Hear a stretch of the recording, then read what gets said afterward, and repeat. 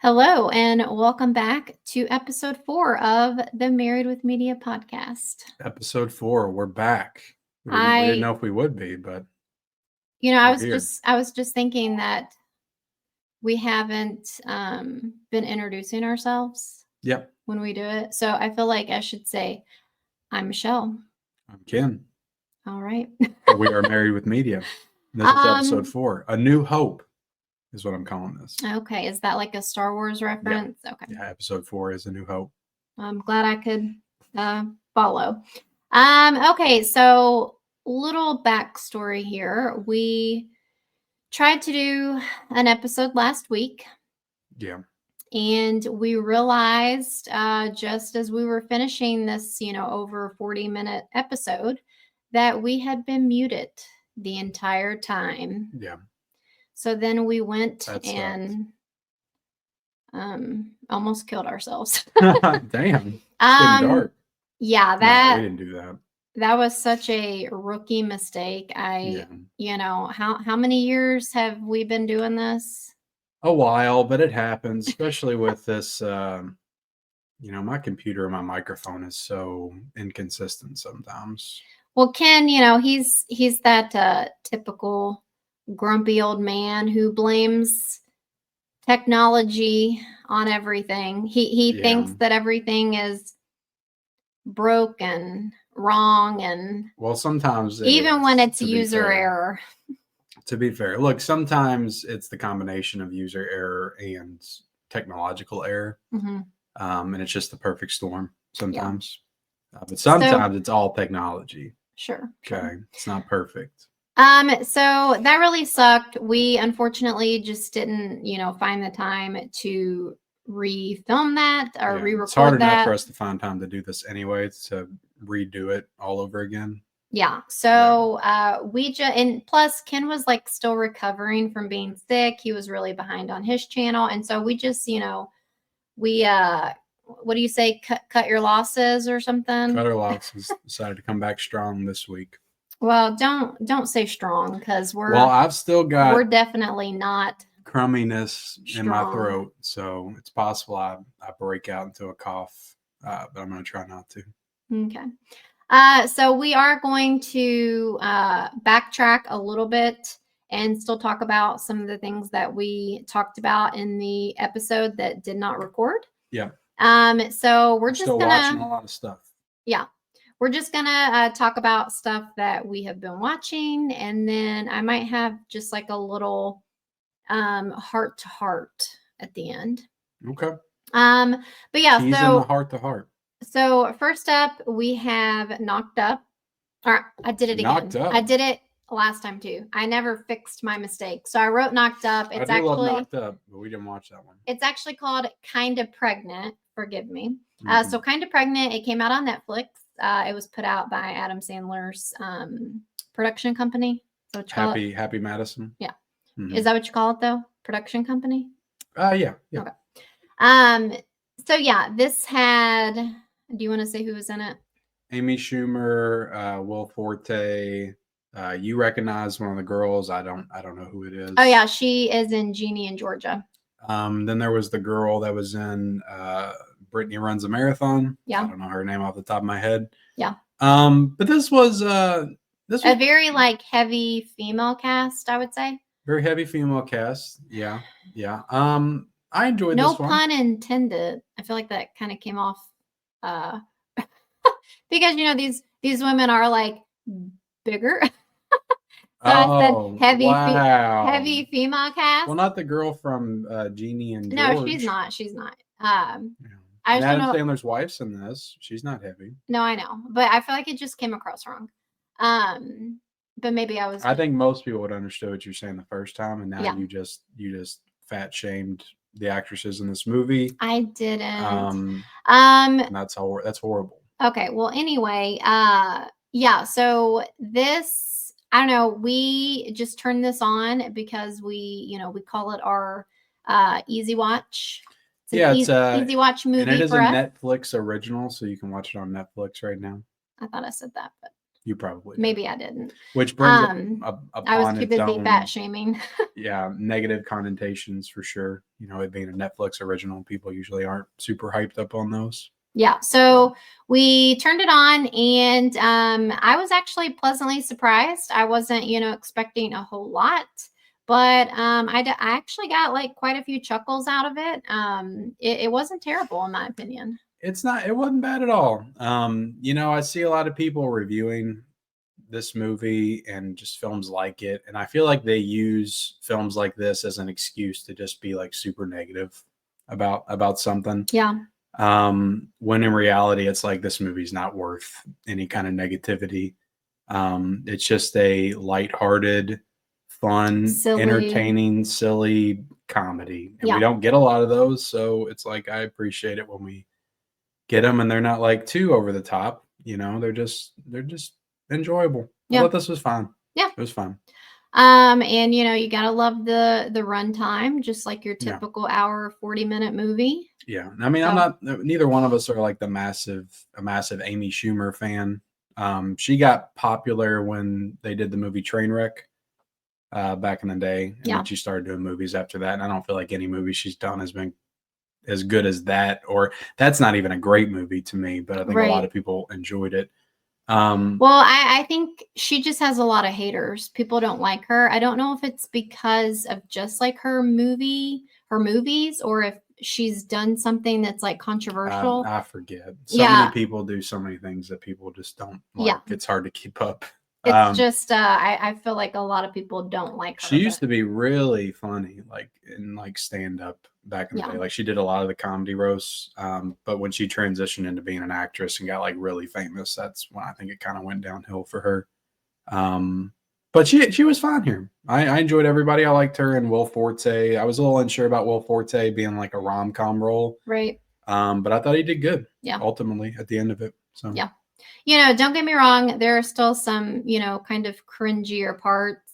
But like I said, I did get quite a few chuckles out of it. So for me, that's a win. But there was just some really like stupid, random like moments of comedy. I feel like you would get in like old school Adam Sandler movies, like the butterflies attack moments. That just made me like kind of laugh out loud. Right. So that's always nice. If you know, you know. Okay, so definitely I would recommend checking it out on Netflix if you want to turn on one of those. Something you just don't have to think about too hard. Want to maybe lift your spirits a little bit. Okay, moving right along to a very popular movie right now is Anora. Anora. We finally got to see Anora. We ended up renting it. And this one is definitely out there, like I think winning a lot of awards right now. It's like award season. I think is it next weekend? I think it might be the Oscars, right? Is it next weekend? It's next, yeah. Okay, so expect, I guess, next weekend we're gonna do an Oscars rundown probably. Well, we still haven't seen everything, but we've seen a lot more than we did when everything was first announced. So I feel like we have a greater perspective. Yeah, so our thoughts. Sure. Yeah. So yeah, we watched Anora. And I don't know. I don't think either one of us was particularly feeling it.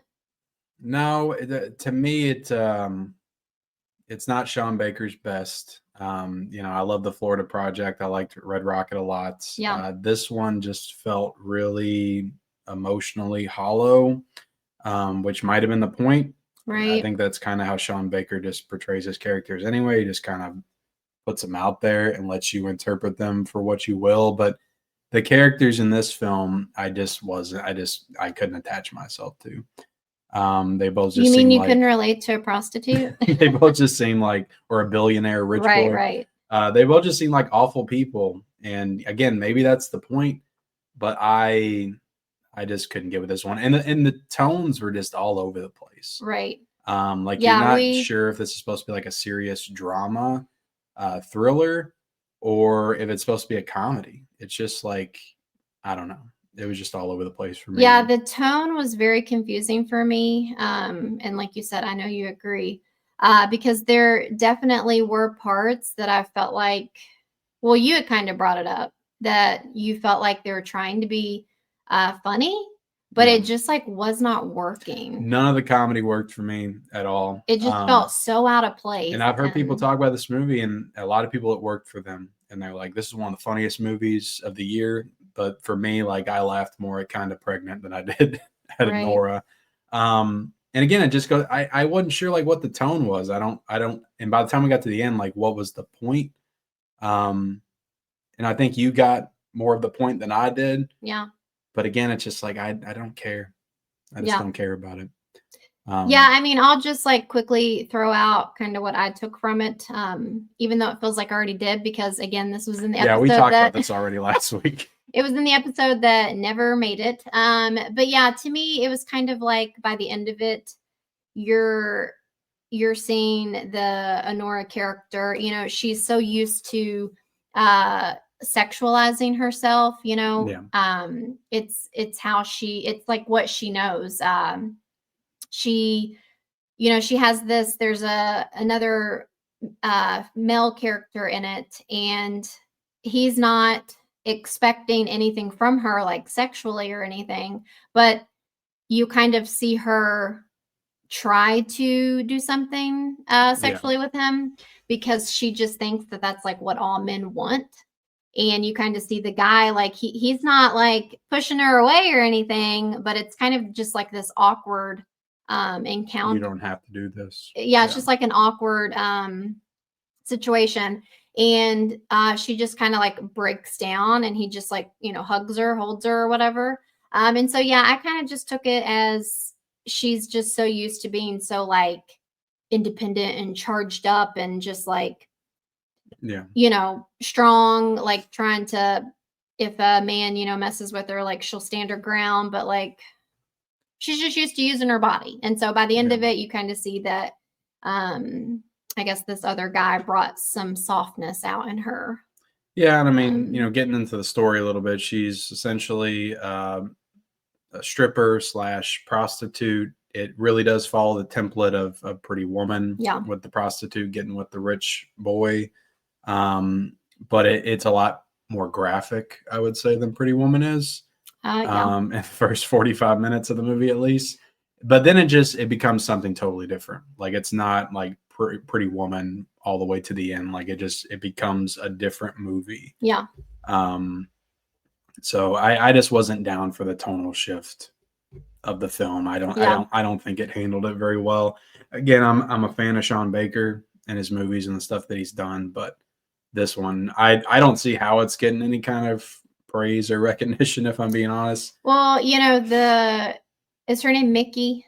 Mikey Madison. Mikey. I always do that. I confuse the Mickey and Mikey. She's okay. She's getting a lot of praise for this role, and I'm just like, why? Because she fucks a lot in it. Like, she got fucked silly for the first 45 minutes. I mean, so. she's literally, you know, that's awards worthy. Twerking her ass, doing all the things. What do they say? Drippy pussy. Like, she's like dancing to a song, and yeah, it's definitely. I don't know. I mean, she's like screaming and yelling a lot in it. I mean, she wasn't bad, but like, I don't know. I got nothing from her performance at all. Like, if she beats Demi Moore in the Oscars, I don't know. Right. It's going to be pretty ridiculous to me. Is it because she's like screaming and crying and stuff, and then like at the end of it she like breaks down crying? Like, is that just like beautiful to people? I'm just like, I don't know. I guess. I'm not saying she's bad in the movie. No, she wasn't bad. It's like she does her job well for like what the character is.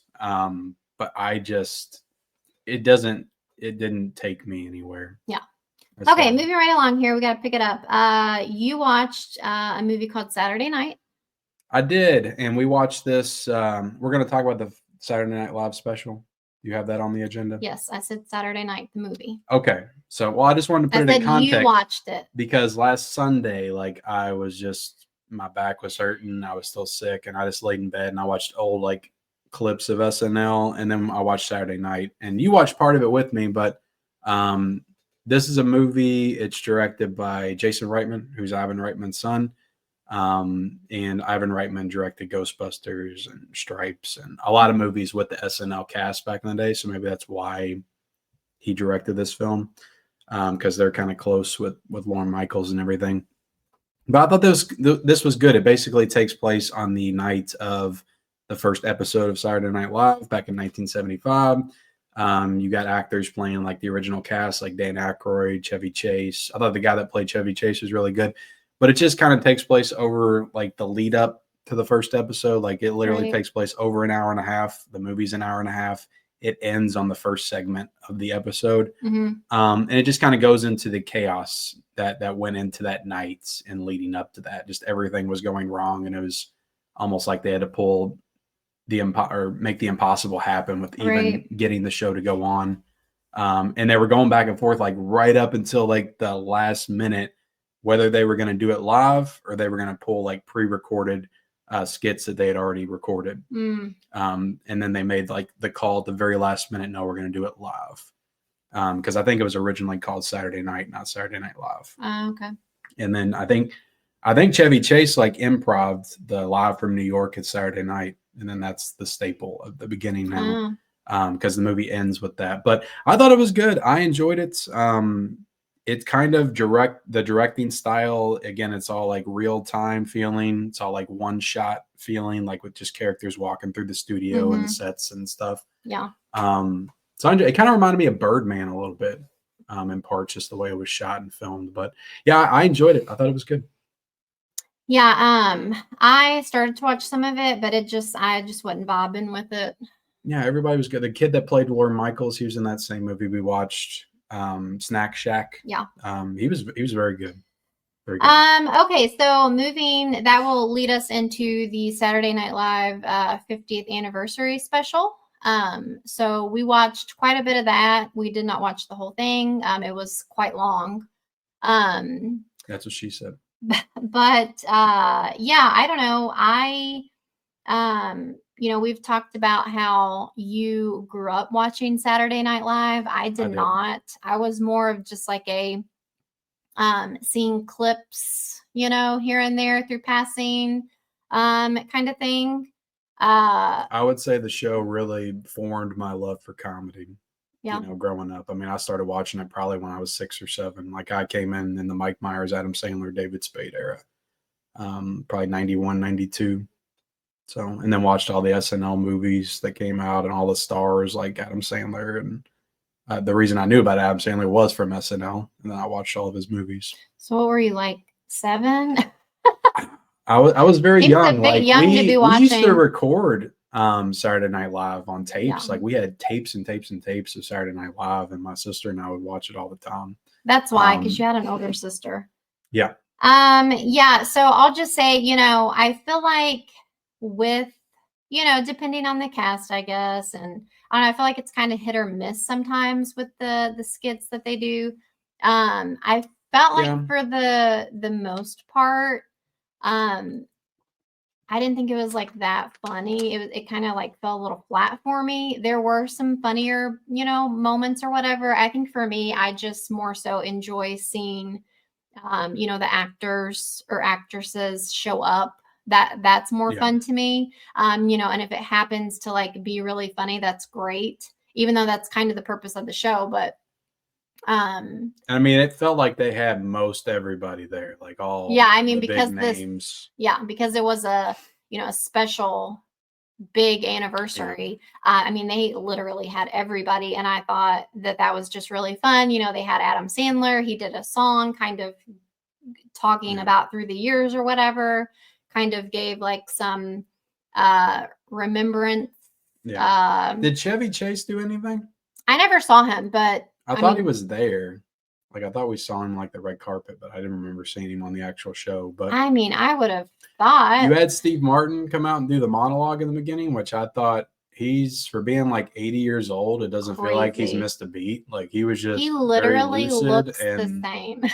Yeah, he delivered his monologue like pitch perfect. Oh yeah, like it was like. But you gotta think he's on that Only Murders in the Building, so like Martin he's Short. still active. Like that show's still going and strong, and I'm sure that keeps him young.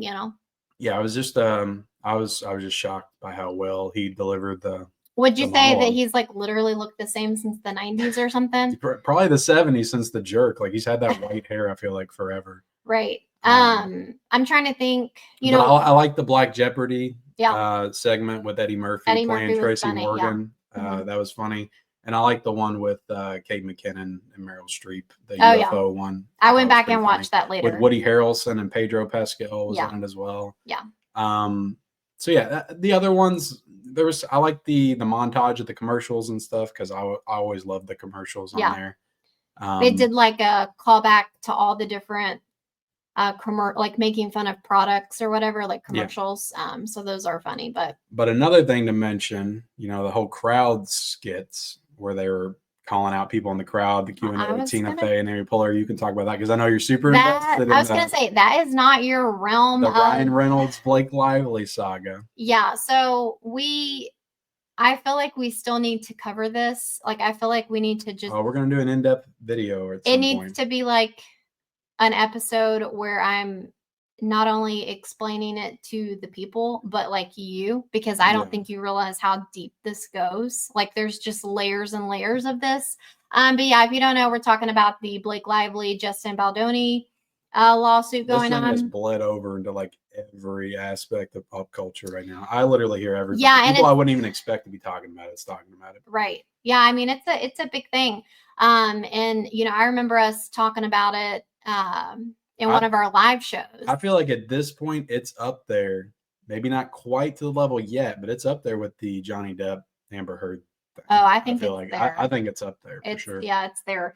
So yeah, you've got all that going on. There's a lot of stuff in the lawsuit, but like the biggest thing is, Blake Lively is accusing Justin Baldoni of sexual harassment.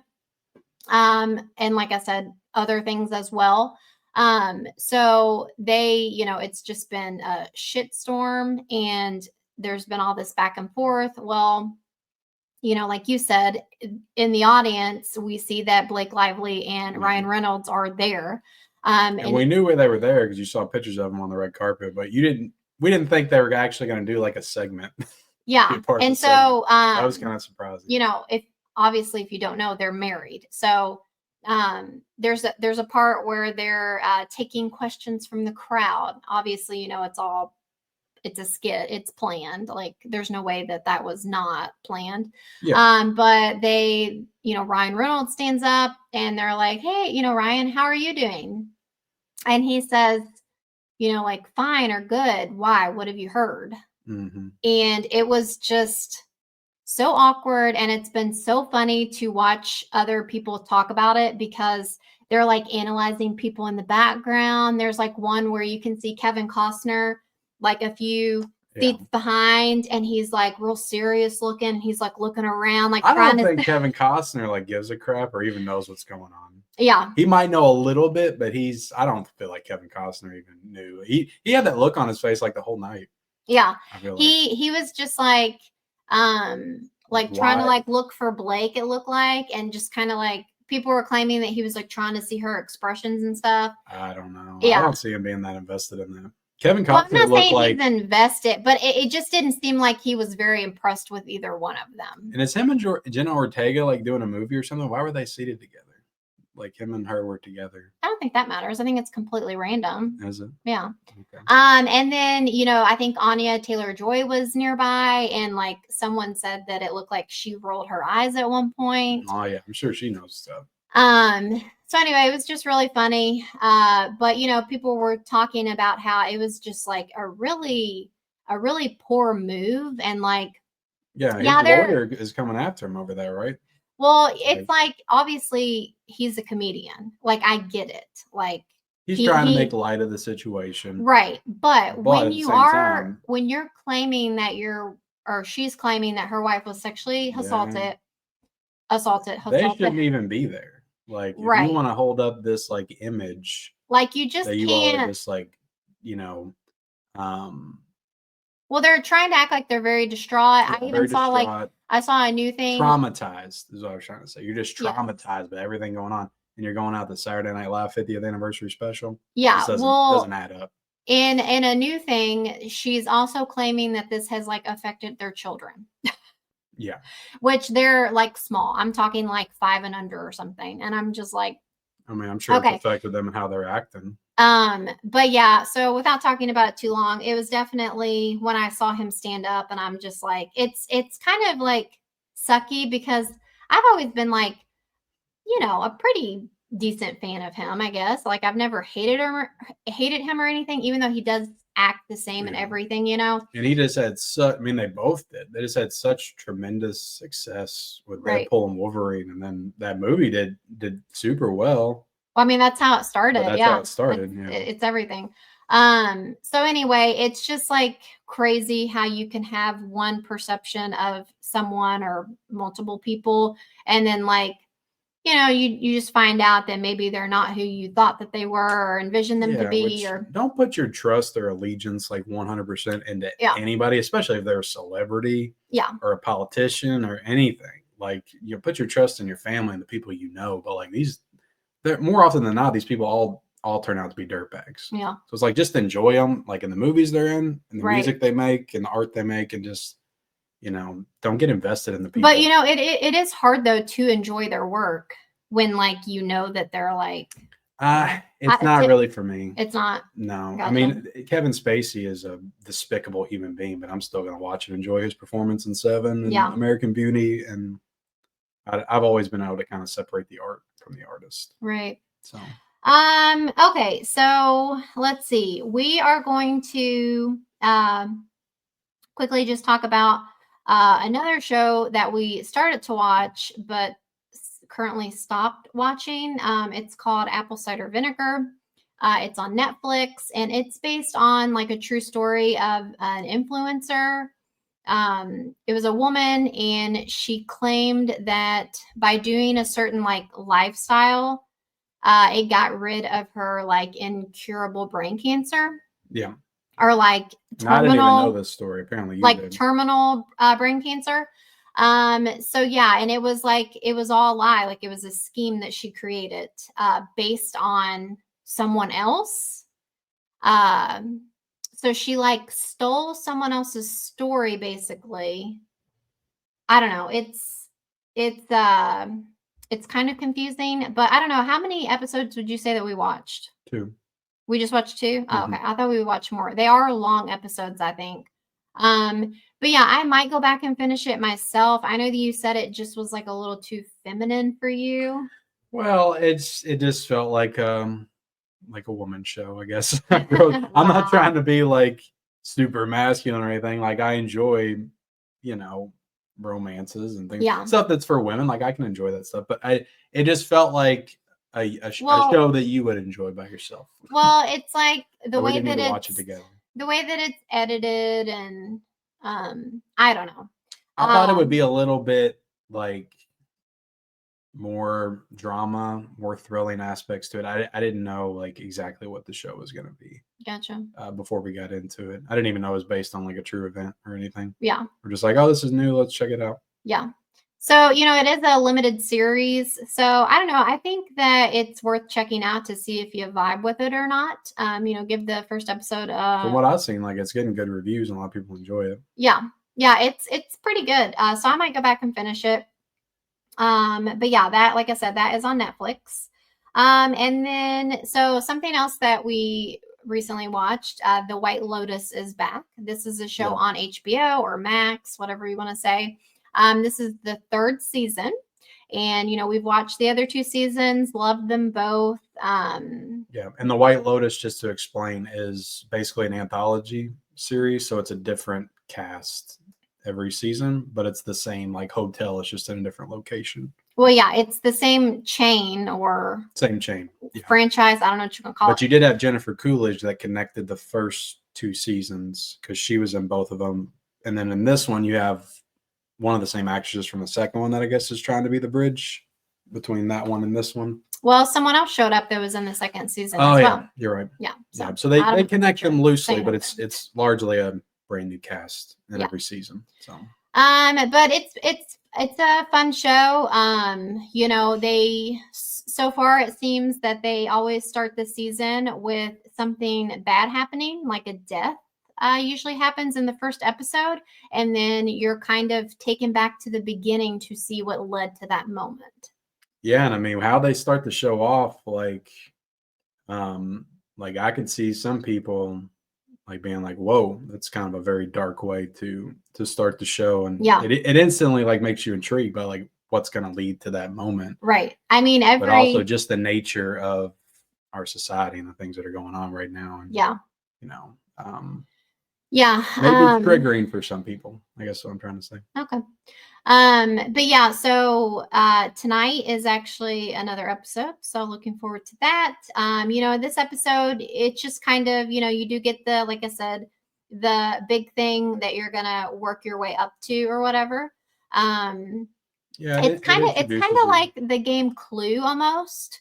Something's going to happen, but you have to figure out like who's going to be involved and what is going to lead to that moment. So it's just it's pretty cool and fun in that way. It introduces the characters. It's a very like character driven show. I don't know. What's his name? The guy who created the show. Mike White. Mike White. I was going to say Mike White. He was an actor in School of Rock. I think he also wrote School of Rock, but he also wrote, I think he wrote Orange County, which is one of my favorite comedies back in the day. But interesting guy though, and he's kind of fell into a niche here with this show. I feel like definitely his biggest thing he's done. I think. Yeah, we'll see if he's going to be 3 for 3. But yeah, I definitely recommend checking the show out. It's got a good cast. You got Jason Isaac is playing the dad, and I know Jason Isaac. He's been in a ton of stuff, but he was like the villain in The Patriot, Mel Gibson back in the day. He's a great actor though.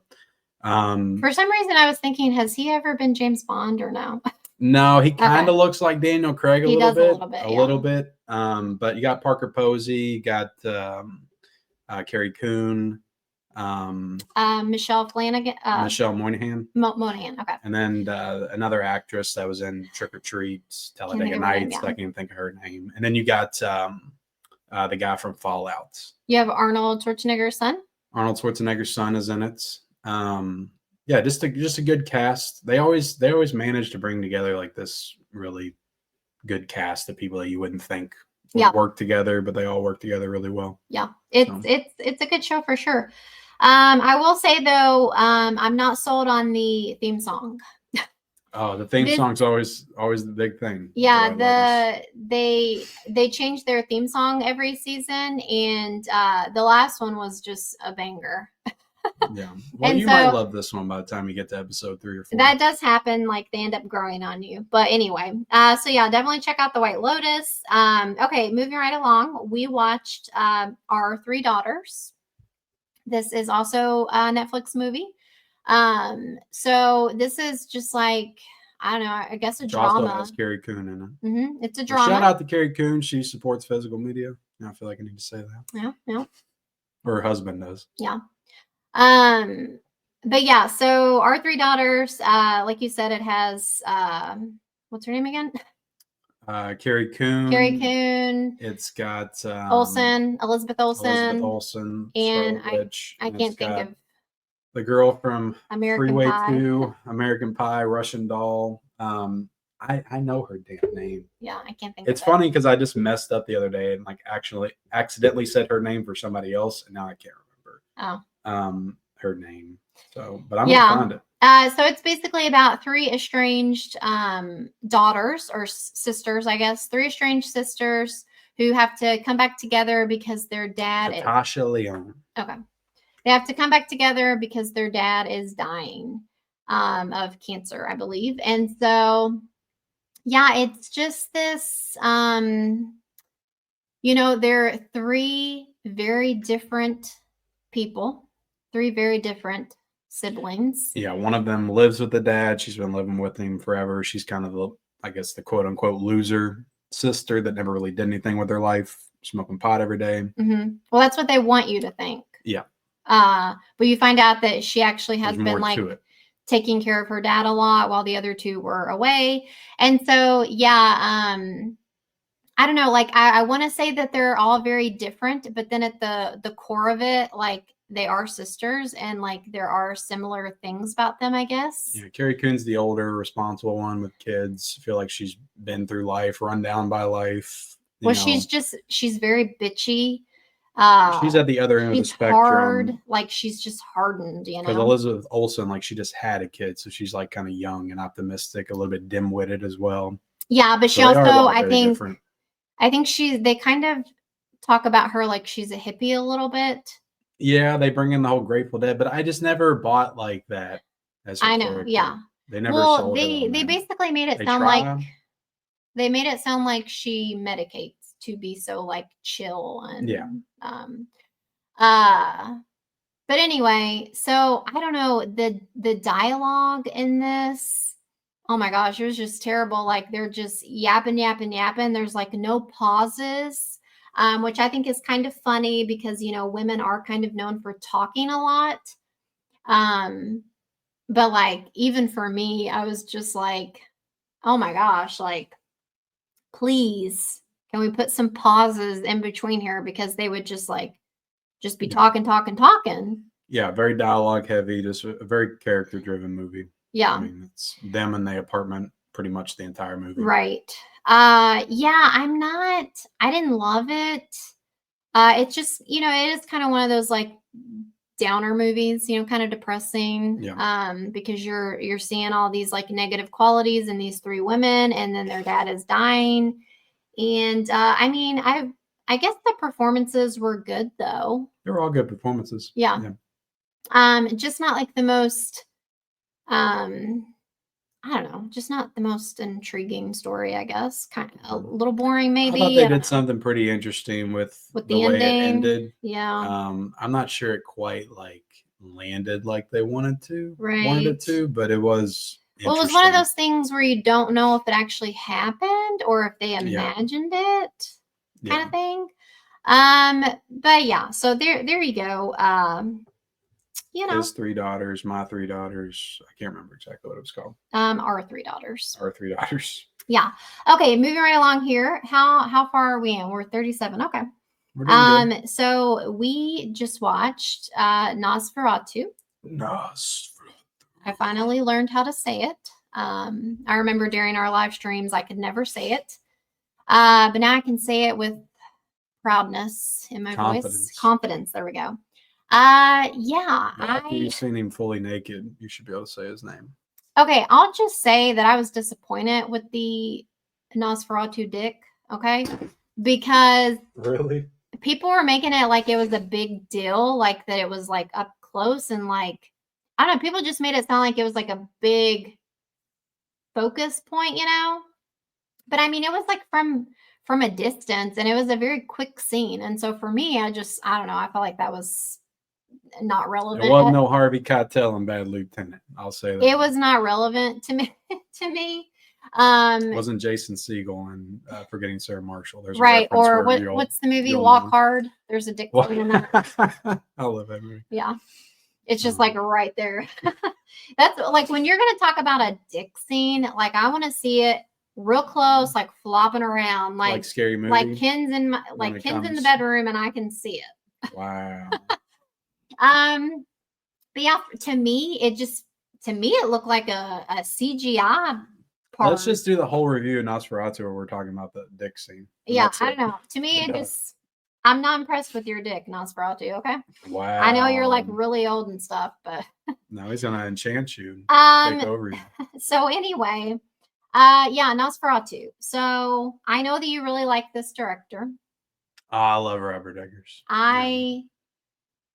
I would say for the most part, I do not. He has just like a very... You still need to watch The Lighthouse to form your full opinion. He has a very particular style, which I think is great for a director. Like you need your own style to stick out. An auteur filmmaker is what they say, which is pretty much you have your distinct style that's distinct from everybody else. Yeah, so I can definitely appreciate that because, you know, who wants to just like blend in with the masses? His attention to detail and his ability to be able to capture like what it was like to be in these time periods Yeah. is unparalleled. Like nobody else can do what he does. I mean, there's been directors that have been able to do that in the past, but I just feel like he takes it to the next level with his costume design, set design. He's a youngerish guy. Yeah, I mean, he does his research. Probably what, 40s? Like, he'll read so many books on this stuff.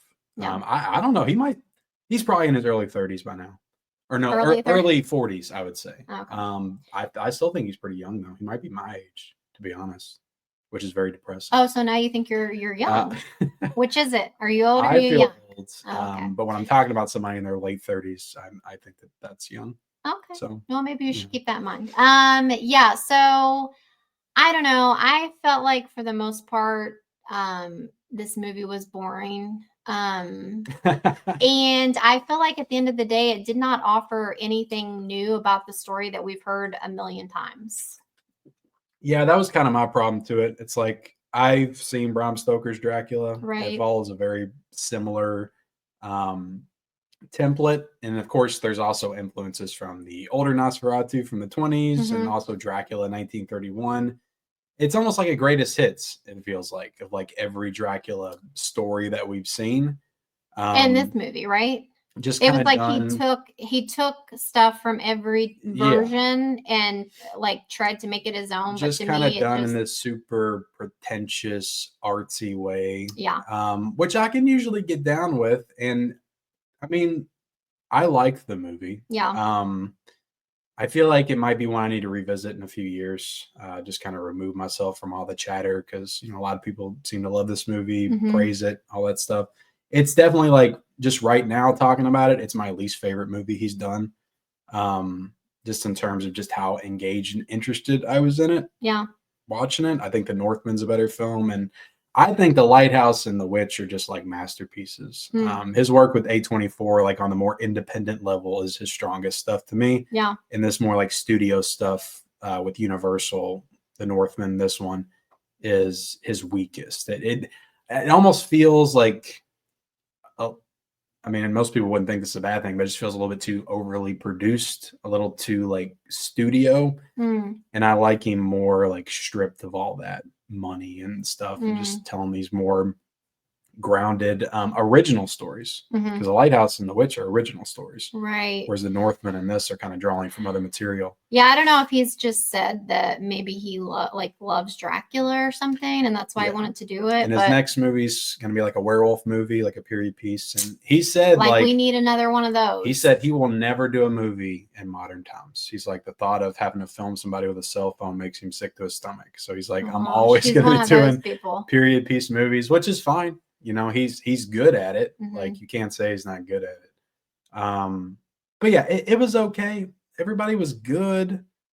But see, to me, you could say that it was because of the time era that they were in, but I wasn't down with like this exaggerated, the way that they talked. It's very accurate. I don't know, like what's her name, Lily Rose Depp. Lily Rose Depp. I don't know. She's basically acting like what's her name from The Exorcist? The one that's Linda Blair. That's the character's name? Linda? Reagan, that's who I'm thinking of. Yeah. To me, it felt like she was, it's like an exorcism is happening on her. There's lots of like contorting and eyes rolling back in her head, and she's being she's been taken and enchanted and seduced by Nosferatu at a very young age, and then he kind of leaves her with that for her whole life. I don't know. It's just very like over the top to me. As far as the performances went, it was like it was just a little too heavy. Like try a little less. It just felt like they were trying too hard to really like fit that time period, if that makes sense. I love Nicholas Hoult, but I feel like, and I'll just go ahead and be honest. I did not finish this movie. How much was left? You missed like the last 25 minutes. Okay.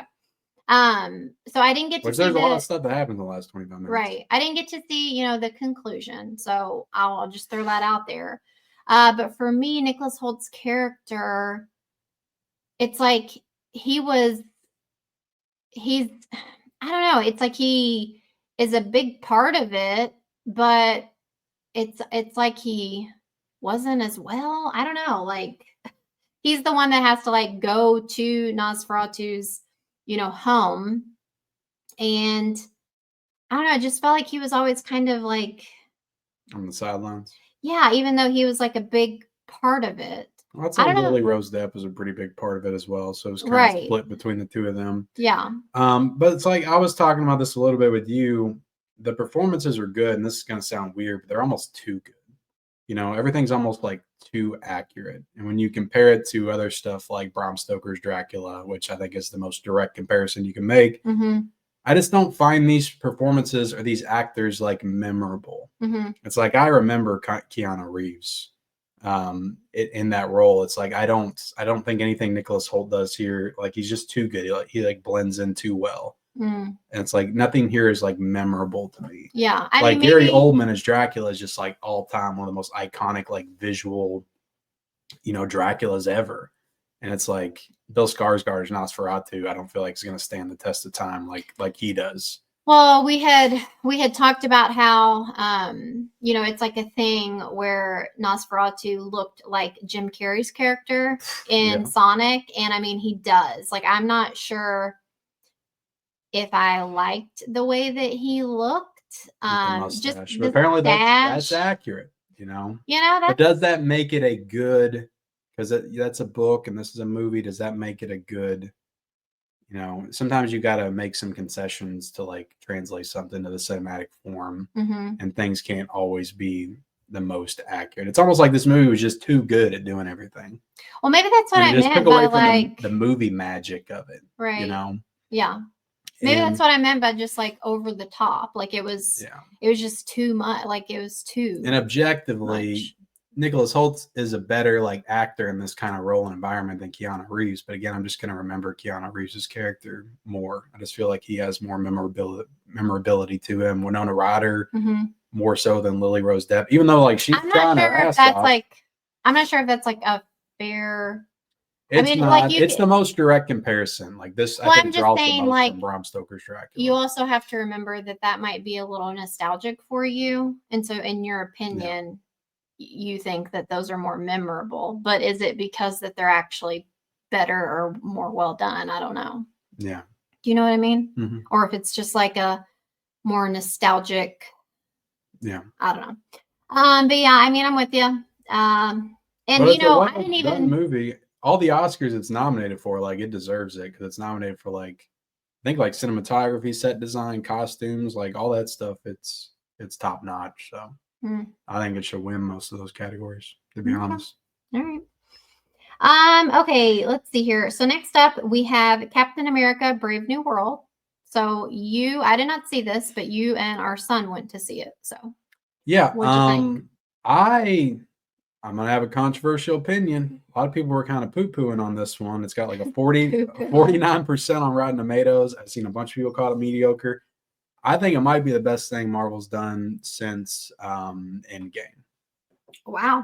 And that's a hot take. To me, it's because it took the material like seriously in a way that I don't think Marvel's taken its material seriously since the Infinity War Endgame saga.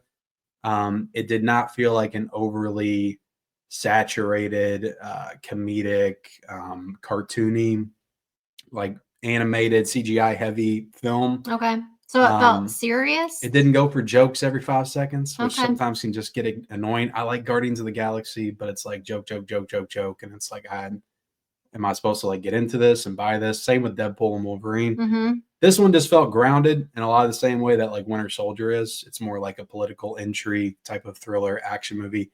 And it takes itself seriously. Like there are jokes, like the classic Marvel jokes here. I was going to say, is it too serious?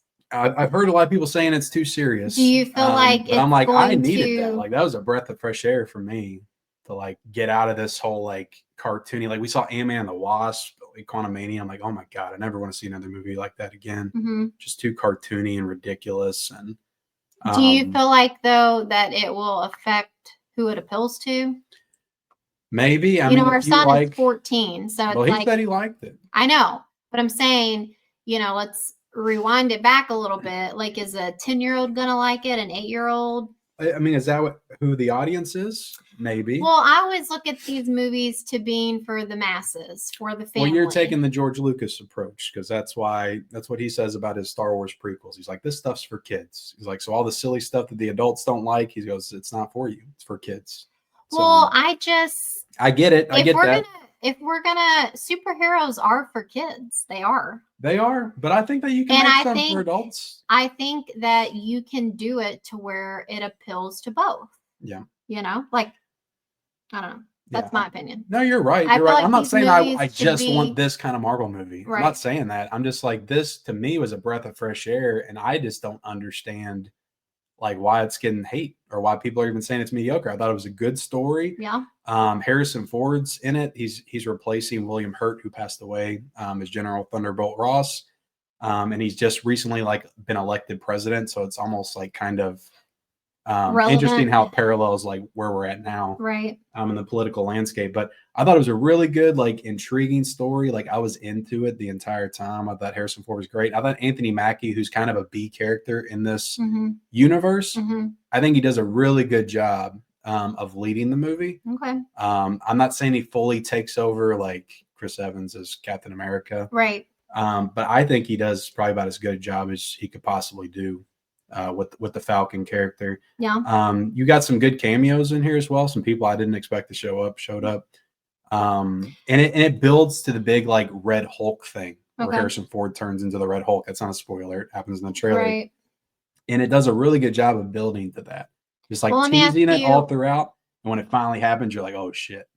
Let me ask you this. What did you think of like how it looked, the CGI and stuff? Did it look good? It good? looked like a movie. Okay. Like that's the greatest like praise I can give to it is it felt like a film. Okay. And where all the other Marvel movies like recently just feel like super overly CGI and it's like CGI everything. It just felt like everything's filmed on a green screen and nothing's real. This had several moments where I felt like it was real, or it was actual film. Whereas the other stuff just too like overly digitized. So yeah, the more I think about it, the more I talk about it, the more I like it. Okay. So I thought it was a win, in my opinion. And if people don't like it, they're stupid. Wow. All right. Joking. If you don't like it, you don't like it. But I like it. Well, I mean, I kind of want to check it out. Okay, so let's see here. We got 2 more things. So we just got Apple TV Plus back. So we started the 2nd season of Severance, the TV show. Obviously it's a TV show because I said season. Yeah, so Severance. If you don't know, this is a show about people who decide to sever their brain.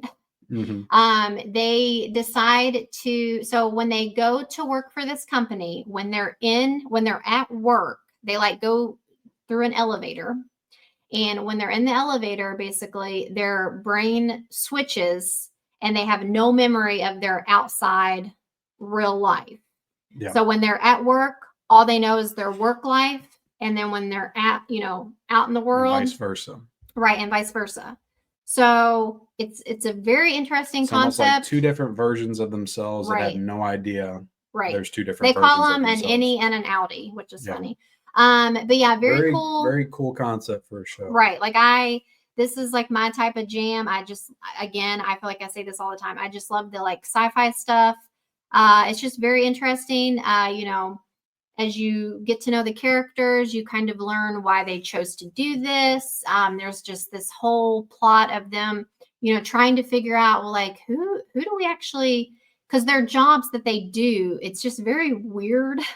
And like they're like mining numbers. Yeah. Like they start to kind of like wonder what they're even doing there, like what their job is doing, like what's the bigger picture, because it's like very hush hush and like secret, but they've never questioned it before. And so then, it's kind of like an awakening. They start to question things and it kind of goes from there. So yeah, we watched the first episode of the 2nd season. I thought that it was fine. Sometimes the first episodes are just kind of like getting you re-familiarized with the first season. My only problem is that we watched this 3 years ago. Right. It's been a hot minute. It's been a while. And this is a very dense Yeah. show. Yeah. Like, there's so much like complexity to the story and the characters. Mhm. And I really needed a recap, like in the worst way. And they do one at the beginning, but to me, it just wasn't a good Well, you one. weren't paying attention because you were messing with the settings on the TV. Yeah. But yeah, I mean, I'm trying to get back into it and understand. And you always help me remember stuff. I feel like you remember things a little bit better than I do. Yeah, I mean, I feel like we both like remember bits and pieces and we put it together. But it's very difficult, when it's 3 years apart versus 6 months or a year. Yeah, I mean, it's not like the show makes me feel a little weird. Like, it's not the most like feel good show or anything. Like, it's kind of a darker show. Like, I don't feel the best when I watch it. Yeah. If you know what I mean. Like, I don't know. I think I'm like easily just like my mood is easily affected by movies based on the subject matter and stuff. It just has this kind of like dark feel to it a little bit. And also, like, maybe that has to do with when we watched the first season, you were going through a dark moment. Yeah. I feel like with your anxiety and things. Right. That's true too. Cause I remember like we had to like quit watching it for a little bit. Cause I'm just like, okay, I can't watch this right now. I might have to go watching this. I don't want to re-trigger anything. No, I'm okay. But yeah, so I don't know. I'm looking forward to seeing like what they're gonna do with this season.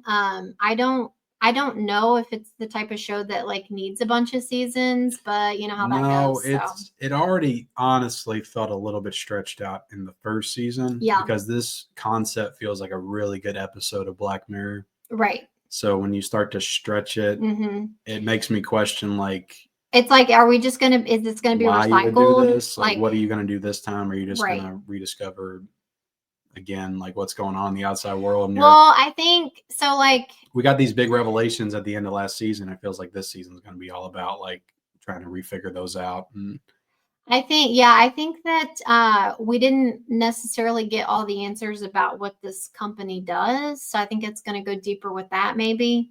Yeah. We'll see by the time we get to the end of this if it was justified or not. Yeah. You know. Okay, so let's see here. The last thing that we've watched is The Gorge. So this was also on Apple TV. It's a movie. It's got Miles Teller and Anya Taylor-Joy. I said we're in two of my favorite movies of the 2010s, right? Whiplash and The Witch. Right.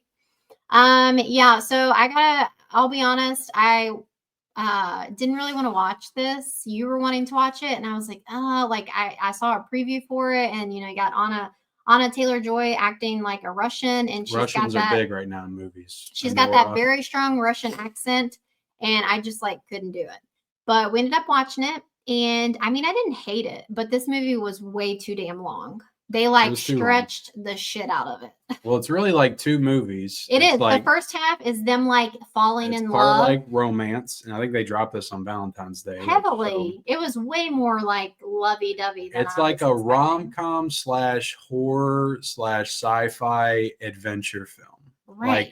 Like when they actually go into the gorge, like it's a full-on like fantasy epic adventure film. Yeah. Like almost on the scale of like Lord of the Rings or something. The way that they're fighting all these different like enemy types and stuff like it. Almost feels like a Diablo or something, like a video game. Yeah. And then they come back out of it and they resume like the normal storyline. So it feels like two different movies like smashed into each other. It did. I'm not sure if like I don't know if we needed the extensive like gorge sequence. I don't know if we needed to understand like what was in it. Like I feel like they could have done a really good movie outside the gorge. Been more like vague and mysterious about it. Yeah, the fact that we dive into it and learn like everything that's inside of it kind of takes away from the mystery. I agree. What's going on. I think you're right about that.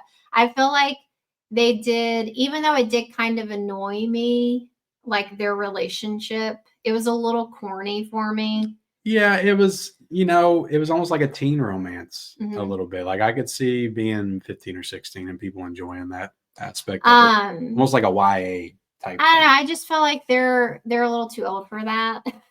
They are, but they're still young enough. Maybe not Miles Teller, but I think Anya Taylor-Joy. They might be the same age. I think she's closing in on 30. He's probably early 30s. No, he's our age. Is he? Mm-hmm. Yeah, you can tell. I mean, Whiplash was 2014. That was 10 years ago, and he was playing an early college student in that, so he would have been 20. So I would assume he was early 30s. Well, you know that people I'm don't have to look it play. up. People don't play It's possible he was 30 when he did that, accurate but he also age. wasn't in a ton of Why are you stuff looking it before. up? I'm looking it up. Because I want to make sure your information's right. 38, bitch. Damn. Yeah, he's not much, younger than me. His birthday is February 20th. So he's actually about to be 39. Yeah. No, he just turned 38. Okay, it's the 23rd. Anyway, I feel like I don't know, maybe not. I was gonna say I feel like you're always wrong about people's ages, but sometimes I'm right sometimes.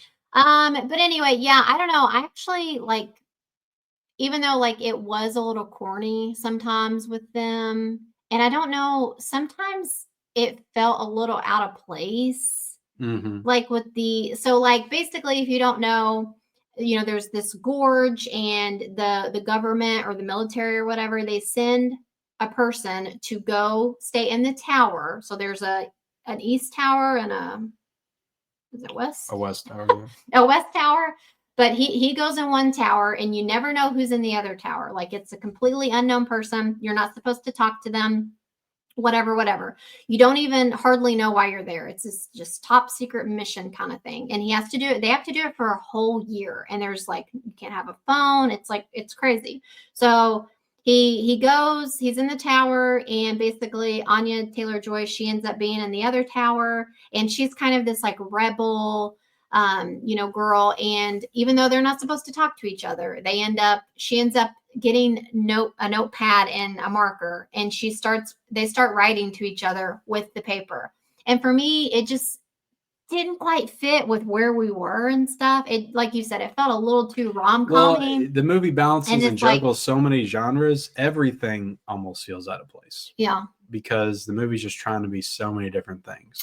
I felt like it would have worked better, or just felt more fitting, had they talked to each other through the radio or something. Yeah, but I think they had cut off their communication because they didn't want them communicating. I don't know. It was just they had their binoculars, and I guess it sounds fine. If you're just listening to me explain this, it sounds fine. I don't know. Just the way that they did it, it was just a little. And nothing made sense to me, because the monsters are coming up. They're so easily getting up there, and it feels like they access them too easily.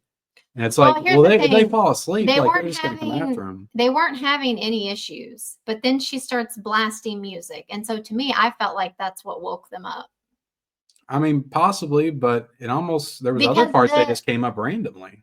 Well, that's because they've already been awakened. Well, I was of the understanding that they were coming up all the time. That's why they had him there. I mean, I guess, but I don't know. The guy that handed him off, you see the guys switch places. He's all right, I'm out of here, which I won't get into that. That was a crazy thing that happened there. Yeah, that's kind of a spoiler. Yeah. But you see him just kind of the person before you basically gives you the rundown on everything. Here's your food, here's this, there's that. And so I forget where I was going with this. Just my mind went blank. Well, the thing that got me is all these explosive mines are going off all the time. And it's if they're going off all the time, it would freaking blow that entire canyon up. I know what I was going to say. I was going to say, when that guy is giving him the lowdown or whatever, it's it didn't seem like he had dealt with any of those problems. It didn't seem like he had to do anything. Well, and if he had, maybe just a one-off. One of them came up or something. Maybe it wasn't a bunch of them. Or maybe he just was supposed to be more vague and not really tell him what to expect. But that would make sense, because you'd want somebody to be prepared about what could possibly come out of there. But anyway, I'll just say, and the whole thing of them preparing them by using the person that's there to explain it an hour before they leave, just feels weird too. It's why wouldn't they want them to know what their job is? Shouldn't they be briefed for a day? By the actual people that's in charge and knows what's going on. The storyline had some plot holes for sure. And it's if you don't want them to know everything, then why do you even have them there to begin with? Right. So it's it almost felt like their machines and stuff and the things they had set up could have taken care of stuff, but they just wanted actual physical bodies there to handle any. Well, hold on. I think you missed something. Maybe. I can't say because it's a big spoiler. Yeah. I understand they explain it more like as we go. They need it. They need those people because they're like the best of the best. Do you get where I'm going? No, I get it. I don't know if you get it. I can't say because it's a spoiler. Okay. Anyway, so that's it, guys. That is everything that we've watched. So even though we're not putting out content, we're still watching the stuff. Yeah, and just a heads up, like I'll probably clip some of these movies that we talked about just to put out, just for people that don't want to watch like the hour of us whole podcast talking. So if you see reviews go up for Anora or the Gorge, Nosferatu, just know that it's the same stuff that we're talking about here right now. So you don't have to watch that. Yeah, so I said that I was going to do like a little heart to heart. I know we're already over an hour point now, but I did just want to kind of talk about feeling kind of like in a rut a little bit. Yeah. I feel like this happens to a lot of people who are like putting out content. I don't want to be cringy when I say that.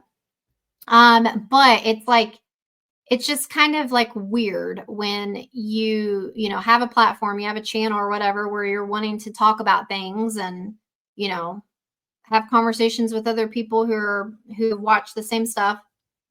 I don't know. I just feel like we've watched a lot of stuff. And as you can tell, like a lot of it has just been pretty, okay and fine or whatever. Yeah. And so for me, it's just been kind of weird I just feel weird about sitting down and doing like these proper formal videos reviewing a movie, feeling like I don't have a lot to say. And then it just feels like we're doing the same thing in every review, Yeah. Like, yeah, this movie was fine. And then it's like the next movie, this movie was fine. Like, I feel like we've been doing that lately where we're just kind of like a little indifferent on a movie, Yeah.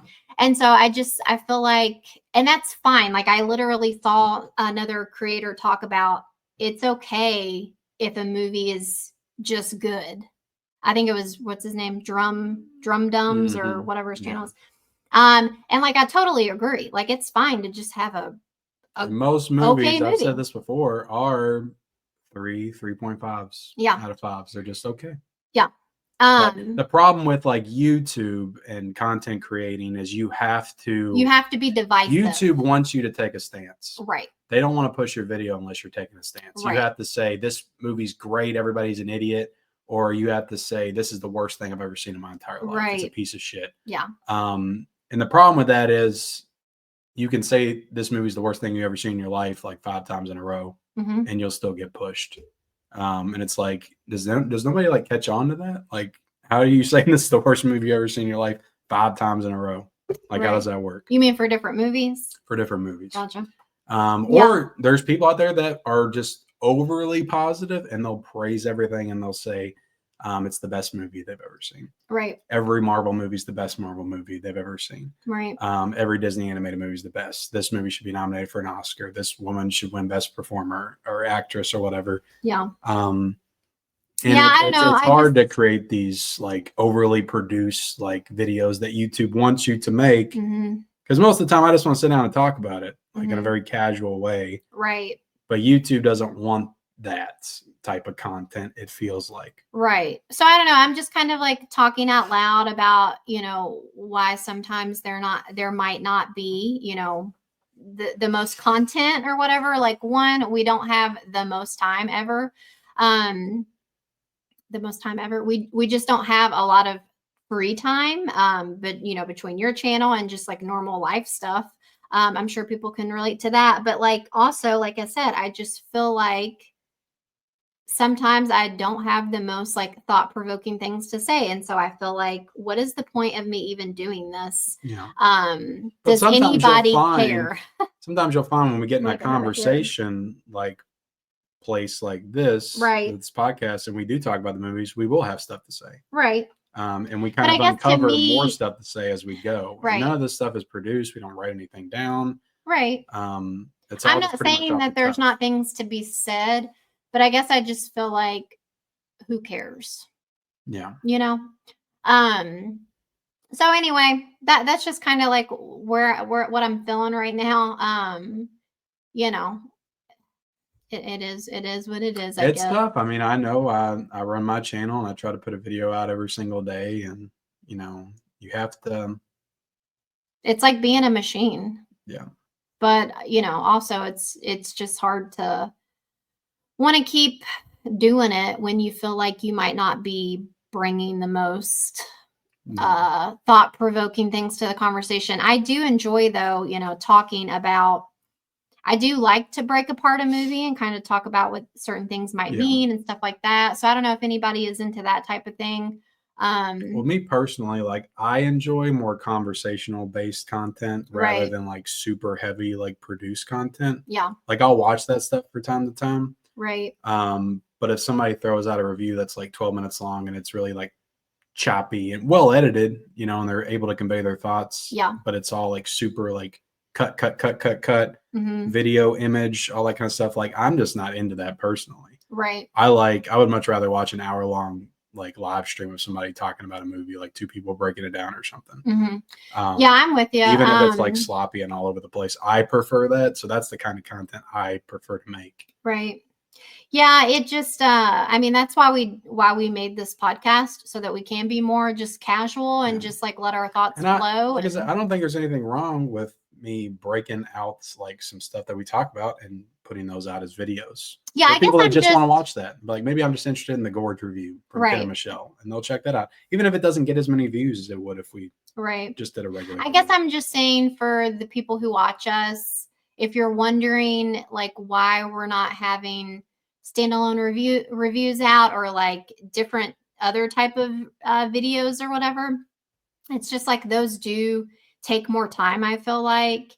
And sometimes it's hard to come up with ideas, and I don't know. But anyway, we still appreciate anyone who still listens to us.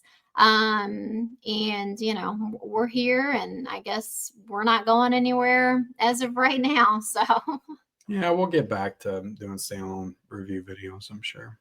Okay. And then we'll get out of it again, and then we'll get back into it. The natural cycle of YouTube. Yeah. So thanks for hanging out with us for episode 4, and we will see you guys real soon. Yep. See you guys later.